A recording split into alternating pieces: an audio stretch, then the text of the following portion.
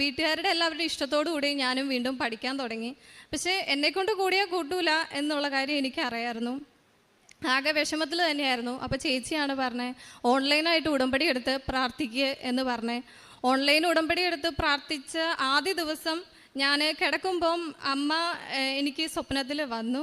അപ്പം വീടിൻ്റെ റൂമാണ് ഞാൻ കാണുന്നത്. അതിൻ്റെ ഇപ്പുറ സൈഡിൽ ഞങ്ങളെല്ലാവരും ഫാമിലി ഉണ്ട്. അപ്പുറം സൈഡിൽ നിന്ന് ഒരു കൈ എന്നെ അപ്പുറം സൈഡിലേക്ക് കൊണ്ടുപോയി. ഞാനോർത്തു ഒരു നിമിഷം മരിച്ചു പോയി എന്നാണ് വിചാരിച്ചത്. കാരണം ഫുൾ സ്റ്റക്കായിട്ടാണ് ഞാൻ ആ നിമിഷം കിടന്നത്. കിടക്കുന്ന കിടപ്പിനെ ഞാൻ സ്റ്റക്കായിട്ടാണ് കിടക്കണേ. അപ്പോൾ ഞാൻ പിന്നെ കാണുന്ന ക്രൂശിത രൂപ, അതിന് ചുറ്റും ഇങ്ങനെ എല്ലാവരും ഈശോയെ സ്തുതിക്കുന്നതാണ് ഞാൻ കാണുന്നത്. ആകെപ്പാടെ എനിക്കറിയില്ല, പെട്ടെന്ന് ഞെട്ടി എണീച്ചു. നോക്കിയപ്പം തുപ്പലൊന്നും വായിന്ന് പോലും താഴത്തേക്ക് ഇറങ്ങിയിട്ടില്ല.